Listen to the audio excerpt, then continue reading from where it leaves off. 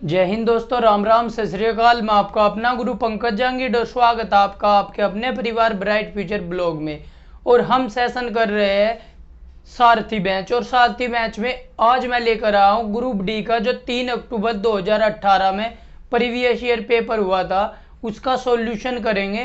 तो सबसे पहला 2 पार्ट में सॉल्यूशन करेंगे। तो ये पार्ट फर्स्ट है क्योंकि 25 क्वेश्चन आवे है तो आपको समझाना भी पड़ा है तो सेशन लंबा हो जाए, इसलिए आध 40-40 मिनट के आसपास के 2 सेशन रख लेंगे या आधे घंटे के आसपास के 2 सेशन रख लेंगे। ये सेशन फर्स्ट है ग्रुप डी वाला 3 अक्टूबर में, जिसमें प्रीवियस ईयर के क्वेश्चन सोल्व हम करेंगे।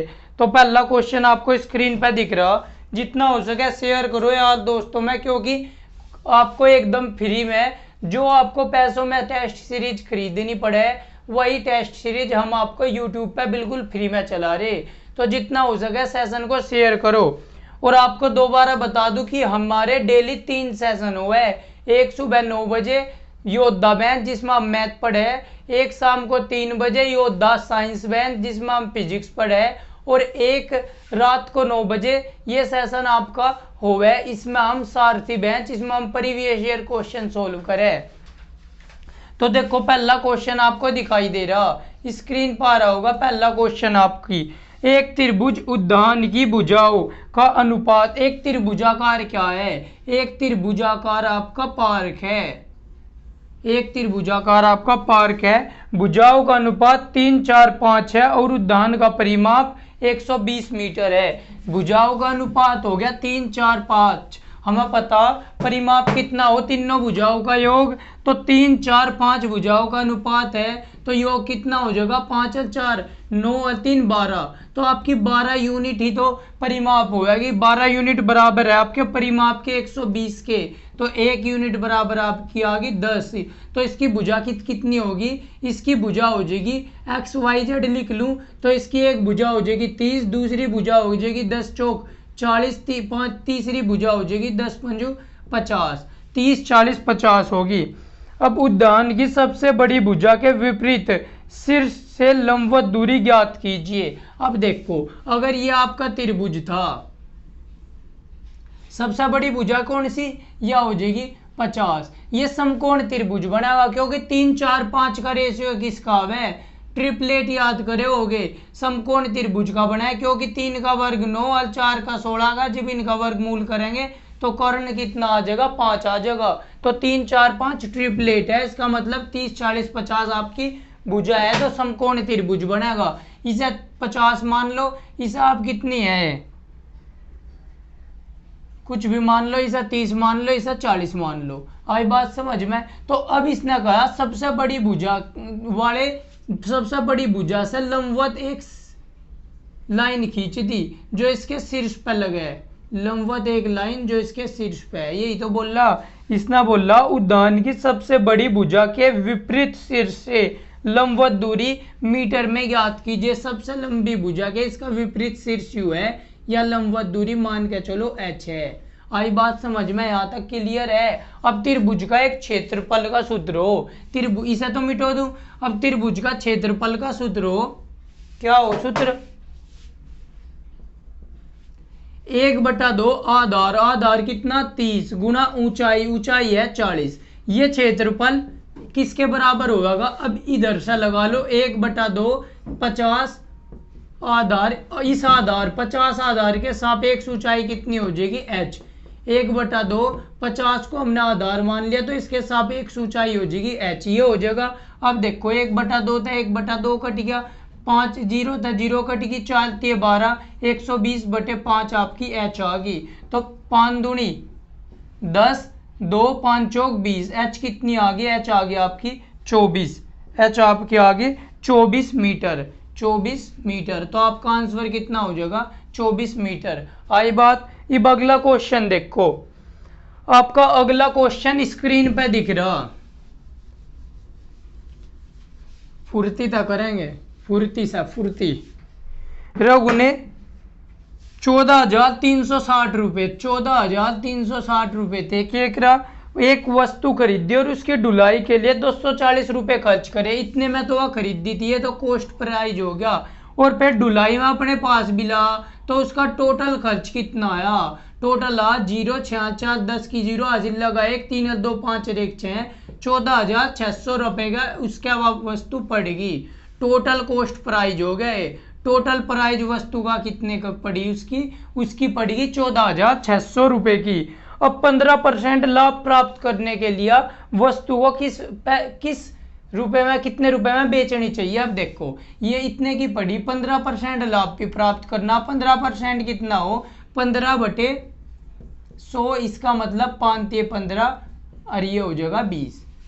ठीक, इसका मतलब अगर सी कॉस्ट प्राइस 20 था तो कितने पे बेचनी पड़ेगी, 3 लाभ कमा के 23 पे बेचनी पड़ेगी। अगर सीपी उसका 20 है तो एसपी उसे 23 यूनिट पे बेचनी पड़ेगी जब उसे 15% लाभ होगा। लेकिन उसे कितने की पड़ रही वह 14,600 रुपए की, तो मैं कह सकूं 20 यूनिट तो है 14,600 रुपए के, 20 यूनिट इतने की तो पड़ी थी ने, तो वस्तु का टोटल प्राइस है, टोटल प्राइस अगर 20 रुपए की उसका पड़ रही तो 23 की उसे बेचनी पड़ेगी, लेकिन उसका पड़ रही इतने रुपए की, तो मैं कह सकूं आपकी 20 यूनिट बराबर है 14,600 के, 20 यूनिट 14,600 के, 1 यूनिट 14,600/20 और आपकी 23 यूनिट की वैल्यू निकाल लो, तो 14,600/20 गुणा 23।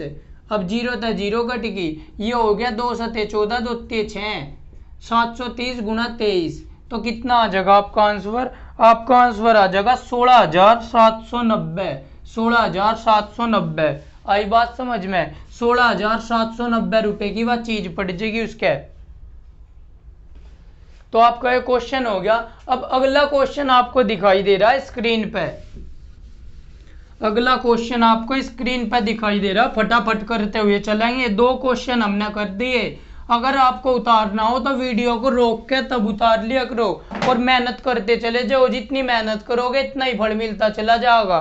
ठीक, अगला क्वेश्चन देखो, अगला क्वेश्चन त्रिघात समीकरण दे दी, 2x की क्यूब 2x की घात 3 माइनस एक्स स्क्वायर माइनस के 2x माइनस के 2x प्लस के 1, 3 घात समीकरण दे दी, 2x की cube minus x square minus के 2x प्लस के 1, और इसमें कह दिया कि इसके शून्य क्या हो जो इनके अलावा है, a प्लस बी प्लस सी, इसके शून्य यानी कि इसके 3 हल है a b c, इसके शून्यों का योग बताइए, a b c इसके शून्य हैं और उनका योग बताना। तो कभी भी आपको अगर 3 घात समीकरण दे दे और उनके शून्यों का योग पूछे तो शून्य का योग हो जा अल्फा, अगर अल्फा बीटा गामा है तो अल्फा बीटा गामा बराबर माइनस के एक्स स्क्वायर बटे एक्स की क्यूब का गुणांक, क्या हो जाएगा माइनस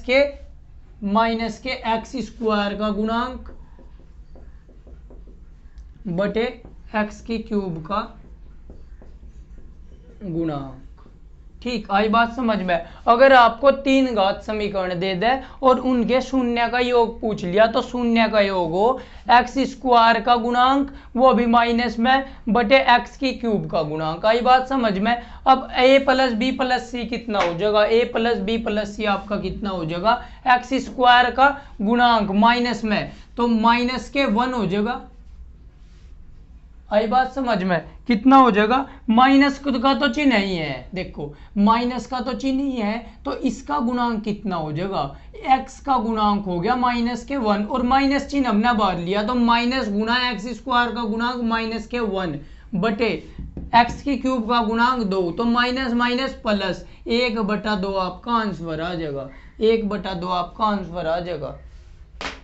कितना, 1/2। आई बात समझ में। एक्स स्क्वायर का गुणांक कितना था -1 और चिन्ह हमने दोबारा उसका माइनस भी लेना, माइनस का चिन्ह है -1 के का माइनस चिन्ह आ गया तो कितना आ गया -1 चल ही नहीं रहे मारकर, माइनस चिन्ह आ गया -1/2, तो 1/2 आपका आंसर आ जाएगा। आई बात समझ में, 1/2 आपका आंसर आ जाएगा। अगली देखो आप, अगला क्वेश्चन, तो ध्यान रखियो माइनस एक्स स्क्वायर का गुणांक बटे एक्स की क्यूब का गुणांक, ये हो जाएगा त्रिघात समीकरण दे दिया आपको,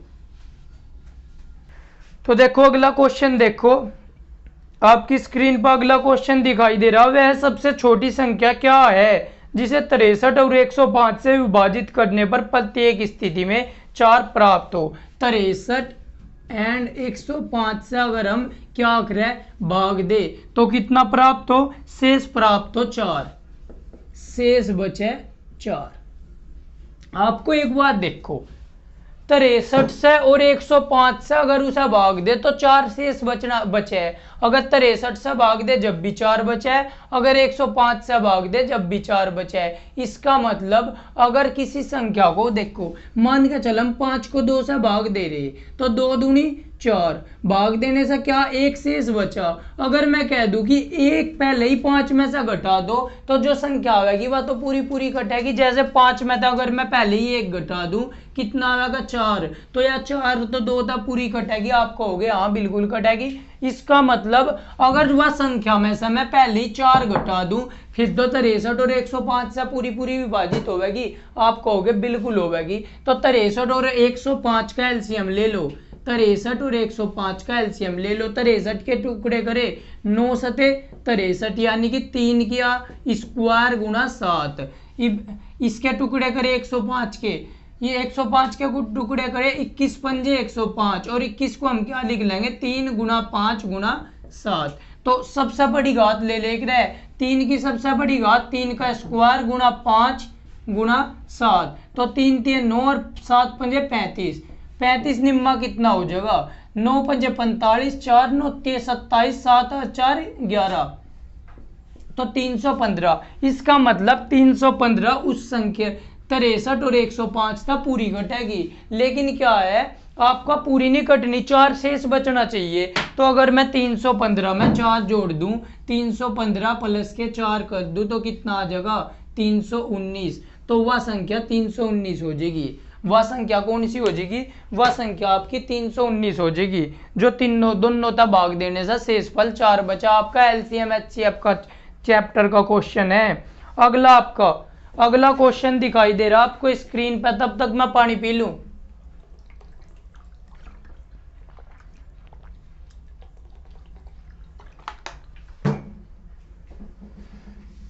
अगला क्वेश्चन देखो, थोड़ा लॉजिक है, वैसे बहुत आसान क्वेश्चन है, हल्का सा लॉजिक है, वैसे आसान क्वेश्चन है। क्वेश्चन क्या है, अब देखो क्वेश्चन क्या है। प्रत्येक 7 भुजा वाले एक वर्गाकार प्लेट के प्रत्येक कोने से 0.25 7 भुजा वाला एक वर्गाकार वो था प्लेट।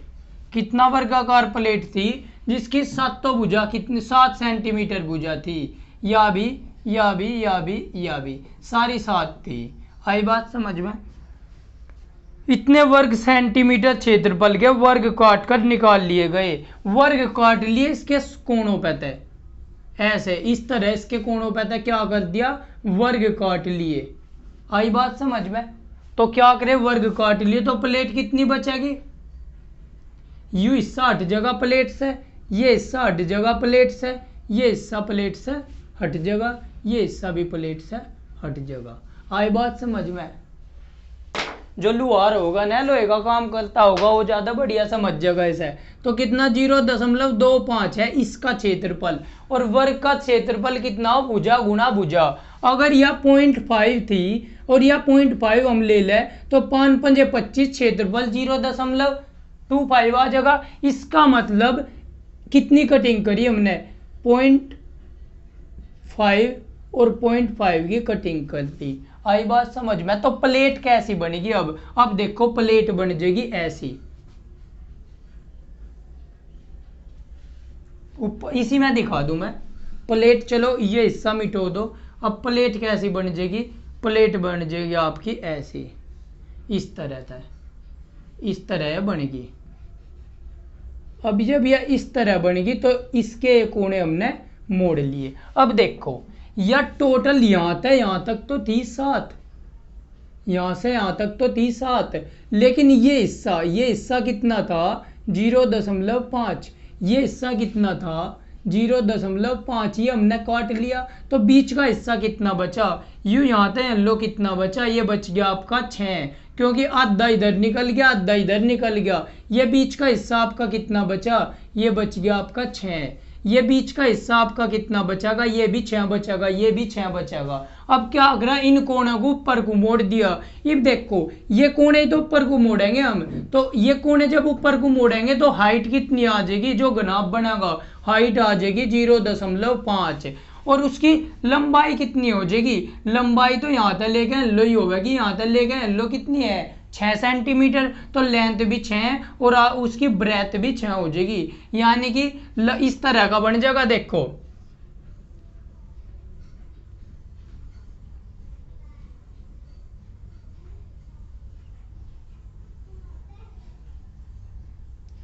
ये इस तरह का बन जाएगा, इस तरह का बन जाएगा। तो यहाँ तक कितनी हो जाएगी 6, या तो हो जाएगी लेंथ 6, यहाँ तक या कितनी हो जाएगी, या ब्रेथ 6 हो जाएगी, और जो यू है यू वाला पोर्शन या हो जाएगी हाइट 0.5 हो जाएगी हाइट। आई बात समझ में। तो एक घनाभ बना दिया आप देखते होगे मिठाई जमाने की जैसी ट्रे हलवाई रखा गया उस तरह की ट्रे बना दी इसकी मोड़ के, जैसे मिठाई के डब्बे हो कोने चारों तरफ तक मुड़े रहे, तो उस तरह का सोच सको आप इसे बना दिया। तो अब इसका क्या बताना, आयतन बताना। आयतन कितना हो जाएगा, आयतन हो जाएगा इसका length into breadth into height, ये तो घनाभ का आयतन। तो लंबाई कितनी 6 गुना 6 गुना 0.5, तो 36 18 18, इसकी आ जाएगी सेंटीमीटर क्यूब, 18 सेंटीमीटर क्यूब। आज देता यू कट गया 3 बचेगा, तो 36 18 सेंटीमीटर क्यूब आ जाएगी। आया समझ में। अगला क्वेश्चन देखो, 18 सेंटीमीटर क्यूब आ जाएगी। अगला क्वेश्चन देखो, आपका स्क्रीन पे दिख रहा होगा अगला क्वेश्चन।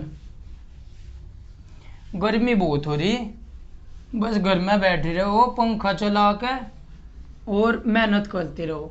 देखो हम तो वीडियो बना दिन में 3 घंटे तो वीडियो बनाने में जा, आपके बिल्कुल गर्मी में पंखा बंद करके आपके लिए ही तो वीडियो बना रहे, और आप फिर भी मेहनत नहीं करते।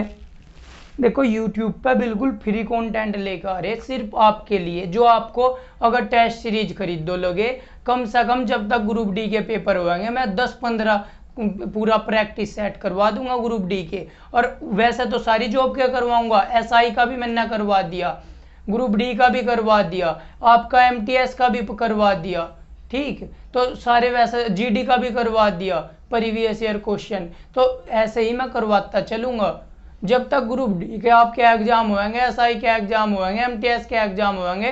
5-5 प्रैक्टिस सेट सारों के हम लगा लेंगे, तो आप मार नहीं खाओ, तो थोड़ी मेहनत करो। अगला क्वेश्चन देख रहा, रघु 4 किलोमीटर प्रति घंटे की गति से कॉलेज जाता है। रघु की स्पीड कितनी, 4 किलोमीटर प्रति घंटा, 3 किलोमीटर प्रति घंटे की गति से वापस आता है। या तो S1 होगी जाने की, या S2 होगी 3 किलोमीटर प्रति घंटा या आने की होगी। यदि इस पूरी यात्रा में उसे 5.95 घंटे लगते हैं, कितने लगेंगे 5.95 घंटे उसे पूरी यात्रा में लगे, तो उसके घर और कॉलेज के बीच की दूरी बताइए। देखो कैसा करेंगे, कैसा करेंगे, 4 पहली है स्पीड, दूसरी है स्पीड 3, हमने मान ली टोटल दूरी 12 है। टोटल दूरी कितनी है 12, जाती भर 12 पड़ी, आती भर 12 पड़ी, तो कुल उनने आने जाने में तय करी 24। तो जाती भर कितना समय लगेगा, 4 × 12 3 घंटे, आती भर कितना समय लगेगा 4 घंटे, तो उसे लग रहे 7 घंटे। लेकिन हमें क्या कह रहा हो 5.95 घंटे लग रही है, तो मैं कह सकूं 7 यूनिट बराबर है 5.95 घंटे, 5.95 के। लेकिन घर से लेकर स्कूल तक की दूरी कितनी 12 यूनिट ही तो है, तो 12 यूनिट बराबर हो जाएगी 5.95 बटे 7, 1 यूनिट गुना 12, 12 यूनिट की वैल्यू आ जाएगी। अब देख लो 7 × 56, 7 × 56, 7 × 5 = 35, 0.85 आ जाएगा। 7 × 56 कितने बचे 3, 7 × 5 = 35 गुना 12। अब इसकी जब गुणा करेंगे 12 × 5 = 60, हासिल लगे 6, 12 × 8 = 96 और 6 कितने हो जाएंगे 196 और 6 102, 2 तो 10.20। 10.20 कितने किलोमीटर, 10.20 किलोमीटर होगी घर से लेकर उसके स्कूल तक की दूरी। आई बात समझ में? अगर समझ नहीं आ रहा तो आपको जरूरत है योद्धा बनने की। और योद्धा कौन बनावेगा आपको? मैं बनाऊंगा। सुबह 9 बजे योद्धा बैच चल रहा मैथ का। तो नीचे आपको डिस्क्रिप्शन में प्ले लिस्ट है, उसे अभी जाकर ज्वाइन कर लो और मेहनत से पढ़ते जाओ। धुम्मा उठा देने वाले एग्जाम में बैठ के फर्राटेदार स्पीड से क्वेश्चन को सारे कर देने। देखो आपके सामने मैं करता जा रहा सारे क्वेश्चन, आप भी इसी तरह करोगे। पूरे 25-30 क्वेश्चन आवेंगे, 30 क्वेश्चन मैथ के आवेंगे, आप भी इसी तरह चुटकियों में निपटाओगे। टेंशन लिए नहीं करते, एकदम शांत होकर शांत मन से करते चले जा कर, तुरंत होते चले जा क्वेश्चन, कोई बड़ी बात नहीं। पढ़े पूढ़े याद कर लो, वर्ग याद कर लो, घन याद कर लो, तो कैलकुलेशन थोड़ी सी आपकी फास्ट हो जाएगी। अगला क्वेश्चन आपको दिखाई दे रहा, 5,000 रुपए पर 3 वर्ष के चक्रवृद्धि ब्याज क्या होगा? 5,000 रुपए आपके, कितने? 5,000 रुपए, और उस पर 3 साल तक चक्रवृद्धि ब्याज दिया। कितने साल तक? 3 साल तक उसने चक्रवृद्धि ब्याज दिया। 5,000 रुपये चक्रवृद्धि ब्याज क्या हो? ब्याज पे ब्याज लगता रहे। लेकिन चक्रवृद्धि ब्याज क्या है? पहले साल तो 4%, दूसरे साल 3% और तीसरे साल है 2% उसका। तो बताइए यदि ब्याज इतने इतने इतने हो तो ब्याज क्या होगा? चक्रवृद्धि ब्याज बताना आपको कितना हो जाएगा। देखो पहले सालों 5,000 रुपये का 4% ब्याज के रूप में देगा। 5,000 का 4% कितना हो जाएगा? 5,000 गुना 4/100, इसका मतलब 4×5 = 20, 200 रुपये तो आपका ये हो गया अंतर। 10% तो इसका कितना बैठेगा? 500 रुपये, और वो 1% तो इसका 50 रुपये बैठेगा। 4% 50 का 4 गुना 200 रुपये हो गया। 3% कितना बैठेगा? 2 जीरो तो 2 जीरो कट जाएगी, 150 बैठ जाएगा। 50 थी 150, इसी तरह 50 दूनी 100 रुपये बैठ जाएगा इसका ये। लेकिन देखो दूसरे वर्ष जब वो लेगा 5,000 रुपये 3% ले लिया 150, लेकिन जो ये 200 रुपये आए थे उसके ब्याज के रूप में, ब्याज पे ब्याज लगे, तो इस 200 पे भी तो वो 3% लेगा। 200 का 3% कितना हो जाएगा आपका? 200 का 3% हो जाएगा 6 रुपये। तो कुल कितना ब्याज लिया दूसरे साल उसने? 150 और 150 और 6 रुपये कितना हो गया? 156 रुपये कुल ब्याज हो गया उसका दूसरे साल। तो अब तक 2 साल उनका उनने ब्याज ले लिया। पहले साल का ब्याज कौन सा? ध्यान रखते चलियो, 2,000, वो 200 सॉरी। दूसरे साल का ब्याज कितना? 156। अब तीसरे साल का ब्याज देखो, पहले तो वो 100 रुपये तो होगा ही, 5,000 रुपये का 2% 100 रुपये तो लेगा, लेकिन इसका 156 पे भी तो लेगा वो। आई बात समझ में? तो 156 पे भी तो लेगा वो। 156 पे कितना? 2%। 156 का 2% कितना हो जाएगा आपका? 156 का 2% हो जाएगा 6 दूनी 12 का 2 का हासिल लगा 1, 15 दूनी 30 और 1 31 और 2 जीरो, तो 3.12 रुपये यू हो गया। आई बात समझ में? लेकिन इनने दूसरी साल के ब्याज पे तो ले लिया ब्याज, लेकिन जो पहली साल का ब्याज था उस पर भी तो लेगा, इस पर भी लेगा। तो कितने %? इस पर भी 2% लेगा।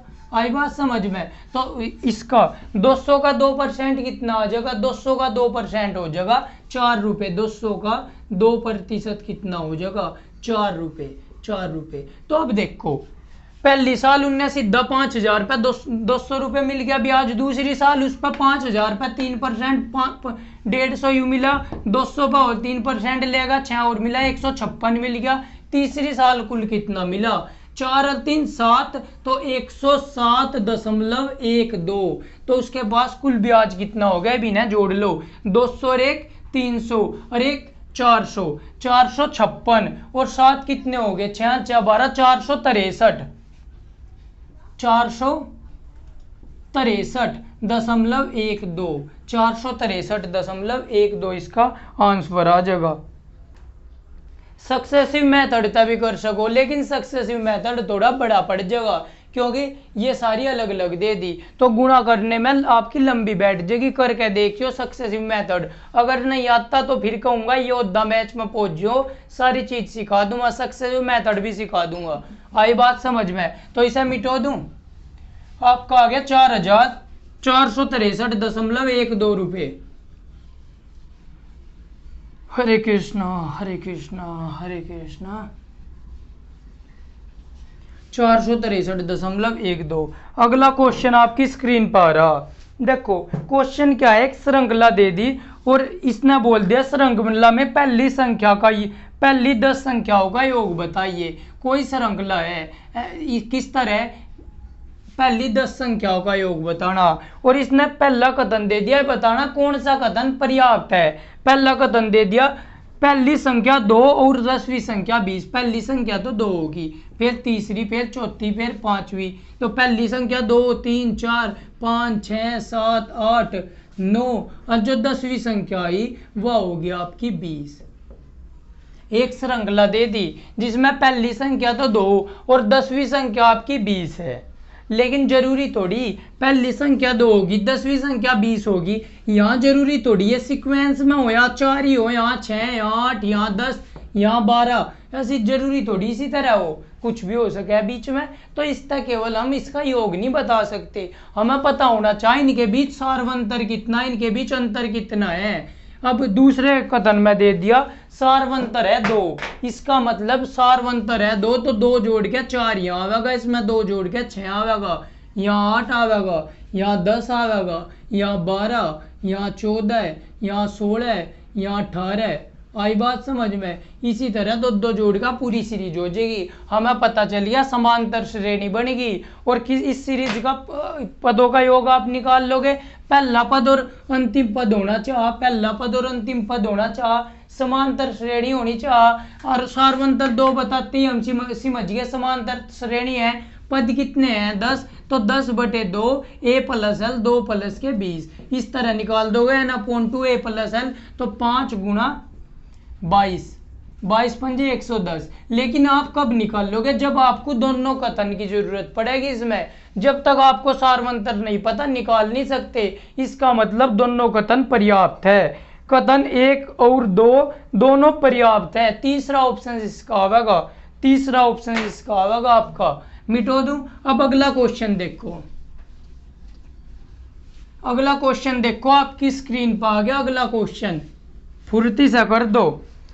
72 और 84 का लैस है बताइए। 72 और 84 इतना आसान क्वेश्चन बच्चों वाला। 72 और 84 का लैस है 9 × 72 हो, 3 की घात कितनी होगी 2 × 2 की घात कितनी होगी 3, 8 8 × 72, 12 × 84 हो 4, 4 को कितना लिख सकूं 2 की घात 2, 4 × 12, 12 × 84, 2 दूनी 4 × 12, 12 × 84। तो इतना आ गया। तो एलसीएम इनका कितना हो जाएगा, बड़े वाली घात ले लो। 2 की सबसे बड़ी घात कितनी है 2 की घात 3 गुणा 3 की सबसे बड़ी घात कितनी 3 की घात 2 गुणा 7। ये आपका एलसीएम आ जाएगा। अब ऑप्शंस देखेंगे, आपको हो गया ऑप्शंस में तो जी 12 × 6 × 7 है। देखो 12 को गुणा 6 × 7 को आप टुकड़े कर लो, 12 को लिख सको 4 × 3, 6 को 3 × 2 × 7। देखो 4 और 2, 4 दूनी 8 यानी कि 2 की घात 3, 3 3 9 यानी कि 3 की घात 2 गुणा 7। तो 12 × 6 × 7 को मैं 2 की घात 3 गुणा 3 का स्क्वायर गुणा 7 भी तो लिख सकूं, और ये हमारा एलसीएम है। आई बात समझ में। तो इसका पहला ऑप्शन हो जाएगा, पहला ही ऑप्शन इसका सही आंसर हो जाएगा। आई बात समझ में। अब अगला क्वेश्चन आपको दिखाई दे रहा होगा, अगला क्वेश्चन आपको स्क्रीन पे दिखाई दे रहा होगा। फटाफट कर दो, फटाफट फटाफट आग लगा दो आग। आपको अब की बार जॉब लेने से कोई नहीं रोक सकता। किसी माई के बाप में इतनी हिम्मत नहीं है कि आपको जॉब लेने से रोक दे। आपकी मेहनत का आगे, आपकी मेहनत का आगे कोई नहीं आगे बढ़ सकता, क्योंकि आपका हौसला इतना बड़ा है जिसे कोई फतह कर ही नहीं सकता। अगर आपका हौसला बड़ा है ना तो उसे हिलाने की किसी को हिम्मत नहीं, किसी में उसे हिलाने की हिम्मत नहीं, केवल वो हिला सके जिसका हौसला आपसे बड़ा हो। तो आप अपना हौसला इतना बड़ा रखो कि कोई उसे फतह ही ना कर पावे, केवल आप एग्जाम पास करोगे। आई बात समझ में। तो मेहनत कर दो, कोई बोधा काला नहीं होता, कोई ये नहीं होता मैं होशियार और मैं बेकार, कोई ऐसा नहीं होता। जिस दिन मेहनत करनी शुरू कर दोगे उस दिन आप होशियार हो जाओगे। अगला क्वेश्चन देखो, दो संख्याओं जिनका अनुपात 15 और 11 है। दो संख्या अनुपात कितना? 15 और 11। ठीक, आई बात समझ में? दो संख्या अनुपात 15 और 11 है और इनका मैं से दे दिया 13, तो बड़ी संख्या दे दियो। बड़ी संख्या मैं से दे दिया आपका 13, मैं से दे दिया आपका 13, तो बड़ी संख्या बताओ। देखो एक बात समझो, कभी भी दो संख्याओं का जब अनुपात निकाल ले तो उसमें जो कॉमन पार्ट हो वो कट जाया करे। जैसे आपने ले लिया एक 12 ले लिया, एक 15 ले लिया, जब इनका अनुपात निकाल लोगे तो 3 चौक 12, 3 पंजे 15, 3 चौक 12, 3 पंजे 15, 4 अनुपात 5 आ गया। इनमें कॉमन क्या था? कॉमन 3 इसमें भी था। देखो 4 तिये 12 नू भी तो लिख सकूं, 5 तिये 15, इसा 15 को मैं नू भी तो लिख सकूं। जो कॉमन पार्ट था वो आपका कट जाएगा, जो कॉमन पार्ट हो वही तो HCF है। इसका मतलब इसमें और इसमें दोनों में 13 13 की गुणा हो रही थी, जिस तरह इसमें 3 3 की गुणा हो रही, जो आपस में कट गया। आई बात समझ में? तो बड़े वाली संख्या आपकी क्या हो जाएगी? वास्तव में रियल संख्या 15 नहीं है, 15 में 13 की गुणा हुई रही। रियल संख्या 11 नहीं है, 11 में 13 की गुणा हो पावेगी। तो पहली संख्या तो आ जाएगी आपकी 15 गुना 13, आपसे यही पूछी सबसे बड़ी संख्या। दूसरी संख्या आपकी आ जाएगी 11 गुना 13, लेकिन आपसे कौन सी पूछी? आपसे पूछी सबसे बड़ी संख्या। तो 13 पंजे 65, हासिल लगे 6, 13 एकम 13 और 6 कितने होंगे? 95। तो 195 आपकी संख्या आ जाएगी बड़े वाली। अगर छोटे वाली संख्या पूछ ले तो कितनी? 13 एकम 13 का 3 का, 13 एकम 13 और 1 14, 143 आपकी छोटे वाली संख्या आ जाएगी। आई बात समझ में? तो आपका आंसर हो जाएगा 195। अगला क्वेश्चन आपकी स्क्रीन पर दिखाई दे रहा, धूम मचा दो। केवल तुम ही कर सको और किसी की औकात नहीं, क्योंकि आप पंकज सर के पास पढ़ रहे और एक एक प्रैक्टिस सेट की आपकी तैयारी करवा रखी। एक एक क्वेश्चन जो पिछले एग्जाम पेपरों में एक क्वेश्चन आपका इसलिए करवा रहा जिससे एग्जाम पता केवल आप करो। अगला क्वेश्चन देखो, एक सर्कल दे दिया और इसने दे दिया 2016 में विभिन्न शहरों में टीकाकरण किए गए बच्चों की संख्या के बारे में जानकारी। इसका मतलब जो ये दे दिया आपके, और इसमें कितने शहर है? 1 2 3 4 शहर दे दिए आपके, 4 शहर दे दिए। ये C है शहर, ये आपका D शहर है, ये C शहर है, ये आपका है A, ये आपका है A और ये आपका B। B में तो 30% टीकाकरण हुआ, A में 10% टीकाकरण हुआ और C में 20% टीकाकरण हुआ और D में आपका 40% टीकाकरण हुआ।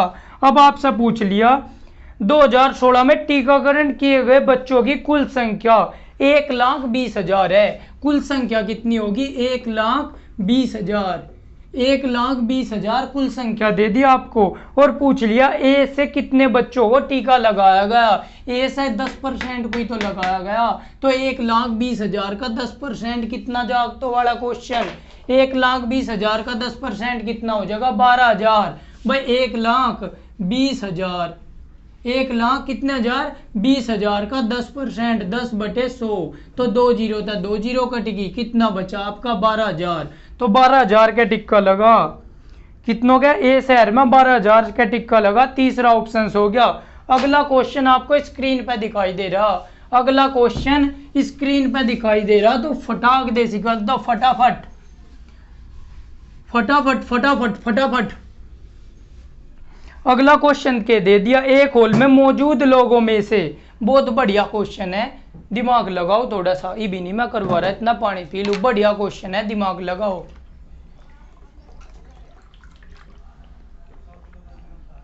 दिमाग लगाओ।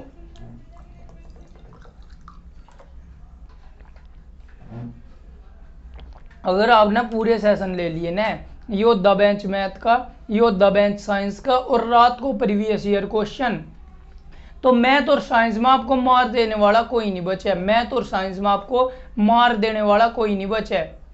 योद्धा हो जाओगे आप मैथ के और फिजिक्स के, ठीक। और योद्धा को कभी कोई नहीं हरा सकता, योद्धा को कभी कोई नहीं हरा सकता। योद्धा वही हो जो अपने काम में निपुण हो, अपने काम में पूरा सक्षम हो।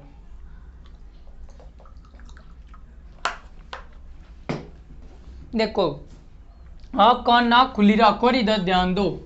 इसने कह दिया एक हॉल में मौजूद लोगों में से 7/9 लोग उपलब्ध है। इसका मतलब 7/9 लोग उपलब्ध कुर्सियों में से 9/13 कुर्सियों पर बैठे हैं। इसने क्या कहा, एक होल में मौजूद लोगों में से 7, यानी कि अगर कुल होल में कितने मौजूद थे, होल में मौजूद कितने थे, होल में मौजूद थे आपके 9 यूनिट, 9 यूनिट होल में मौजूद थे, जिसमें से आपके 7 यूनिट वाले जो थे, 7 यूनिट, 9 में से 7 आपके कुर्सी पे बैठे थे,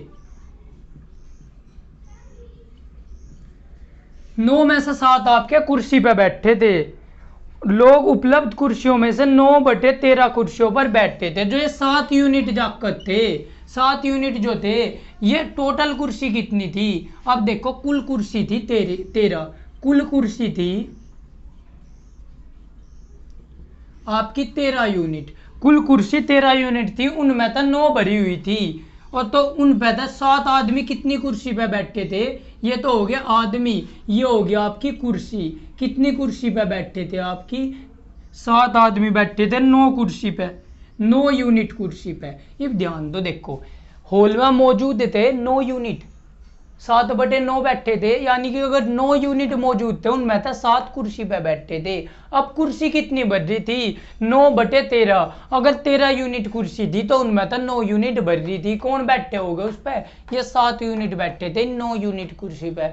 आई बात समझ में, यहाँ तक क्लियर है। अब इसने कह दिया यदि 28 कुर्सियां खाली हो, ये देखो 9 यूनिट कुर्सी बढ़ रही, टोटल 13 थी, तो खाली कितनी होगी, खाली कुर्सी कितनी होगी, आप कहोगे खाली 9 और 4 13, 4 यूनिट खाली थी, लेकिन वो क्या कह रहा, वो तो आपको ये कह रहा 28 कुर्सी खाली है, तो आप क्या कह दोगे, अच्छा इसका मतलब ये 4 यूनिट किसके बराबर है, 28 के बराबर है, तो 4 यूनिट बराबर है 28 के, तो 1 यूनिट बराबर हो गया 4 7 28, 7 के, इसका मतलब कुल कुर्सी कितनी थी, 13 यूनिट थी, तो कुल कुर्सी होगी 13 गुना 7, 13 7 91, कुल कुर्सी आ गई आपकी 91, कुल कुर्सी कितनी आ गई आपकी 91 आ गई। आई बात समझ में, कुल कुर्सी आ गई 91, लेकिन कुर्सी पे बैठे कितने थे, 9 7 63, तो कुर्सी पे कितने लोग बैठे थे, 9 7 63 कुर्सी जो थी, 63 जो कुर्सी थी वे भर रही थी आपकी, दिख रहा होगा